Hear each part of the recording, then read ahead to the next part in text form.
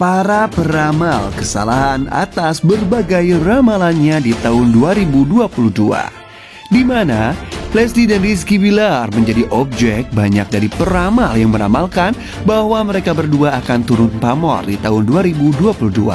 Akan tetapi ternyata Lesti dan Rizky Bilar semakin hari semakin memuncak karirnya di tahun 2022, di mana baru-baru ini Lesti dan Rizky Bilar mendapatkan penghargaan 4 poin sekaligus yang diterima oleh Lesti dan Rizky Bilar, termasuk oleh anaknya Muhammad Al-Fatih Bilar.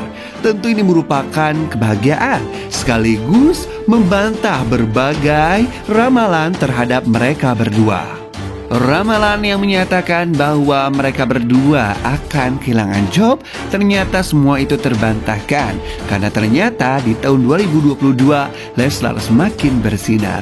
Lalu bagaimana sudut pandang Islam tentang ramalan kesalahan tersebut? Mari kita simak bersama-sama di Adam History.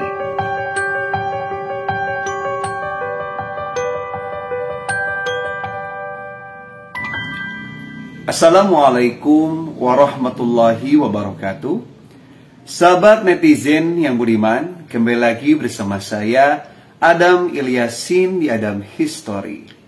Pada kesempatan kali ini saya akan membahas mengenai kegagalan para peramal.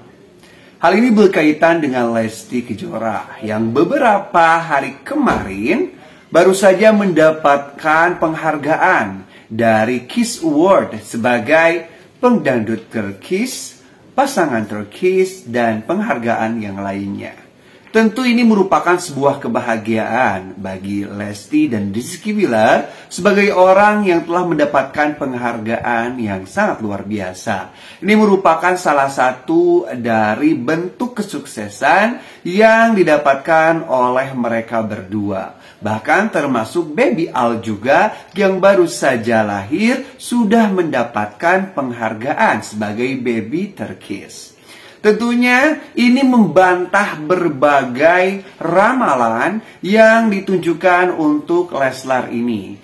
Di mana sebelum masuk tahun 2022 sudah banyak ramalan-ramalan tentang Leslar ini yang mengatakan karir mereka akan redup, ada juga yang mengatakan bahkan mereka tidak akan jadi menikah. Itu semuanya terbantahkan dengan kesuksesan yang terus-menerus didapatkan oleh Lesti dan Rizky Bilar. Salah satunya adalah penghargaan yang satu ini. Intinya dari kejadian ini kita bisa mengambil hikmah, di mana apa yang dikatakan oleh mereka para peramal ini tidaklah betul apa adanya sesuai dengan kenyataan. Kalau misalkan apa yang mereka katakan itu ada yang sesuai dengan kenyataan, itu hanya sebuah kebetulan. Kalau dikatakan nanti di tahun 2022 akan terjadi artis yang ditangkap, kayaknya tidak ada 1 tahun pun yang kosong di mana artis itu pasti ditangkap.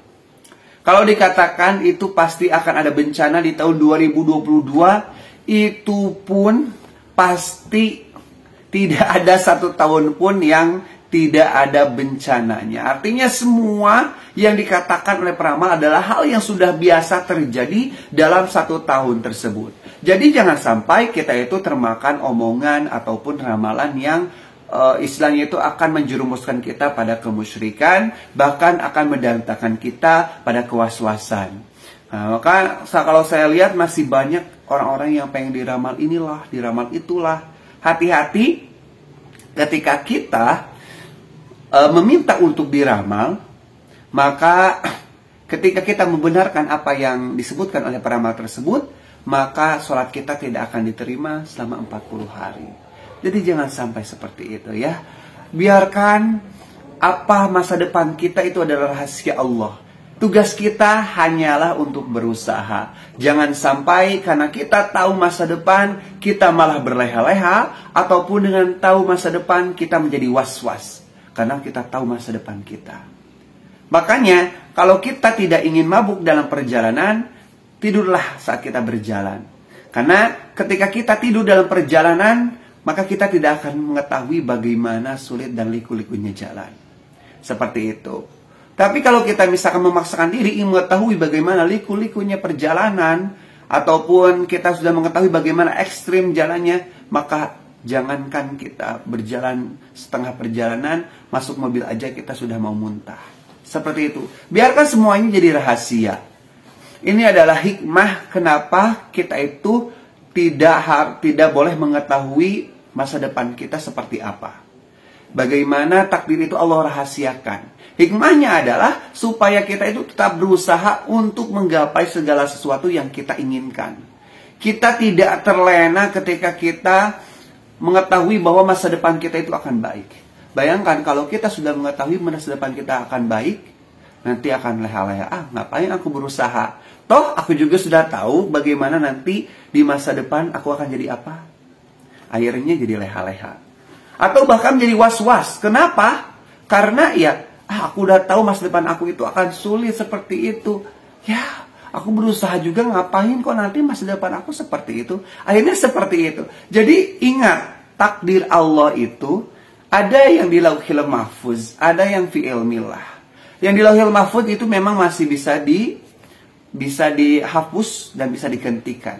Tetapi yang fi ilmillah, yang ada dalam pengetahuan Allah, itu tidak bisa dihapus. Artinya tidak ada seorang pun yang bisa lari dari takdir Allah. Kalau kita sudah ditakdirkan oleh Allah menjadi orang yang sukses, maka tidak ada satupun yang bisa menghalanginya. Dan itu betul-betul akan terjadi. Jadi yang harus kita lakukan saat ini adalah berusaha saja.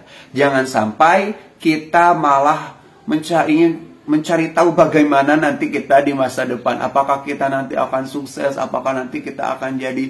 Sudah. Janganlah kita selalu berpikir seperti itu. Kita berusaha saja. Do our best. Kita lakukan apa yang kita bisa lakukan secara sempurna, secara baik. Adapun hasil kita tawakalkan kepada Allah. Kita gantungkan harapan kita kepada Allah. Kita berdoa kepada Allah. Insya Allah, al-ujratu biqadril masaqah. Seberusaha apapun yang kita lakukan, segitu pun apa yang akan kita hasilkan. Nah itu nih yang harus kita tekankan dalam hati. Bukan malah kita itu selalu mendatangi para peramal, selalu ingin diramal bagaimana tahun ini, bagaimana nanti tahun selanjutnya. Nauzubillahiminzalik, kalau kita nanti termasuk orang-orang yang musyrik yang nanti tidak Allah terima untuk sholat-sholat kita. Baiklah, untuk netizen sekalian, mungkin itu yang bisa saya sampaikan. Jangan lupa untuk kita saling berdoa kepada Allah Subhanahu wa taala untuk kebaikan untuk kita semuanya, dipanjangkan umurnya, dijembarkan rezekinya, dan segala urusan kita bisa lancar. Dan jangan lupa juga untuk dukung channel ini agar bisa terus membagikan hal-hal yang baik, membagikan hal-hal positif untuk kita semuanya. Dan jangan lupa untuk like, share videonya, serta subscribe channel Adam History. Mungkin sekian yang bisa saya sampaikan. Billahi taufiq wal hidayah. Wal afu minkum. Wassalamualaikum warahmatullahi wabarakatuh.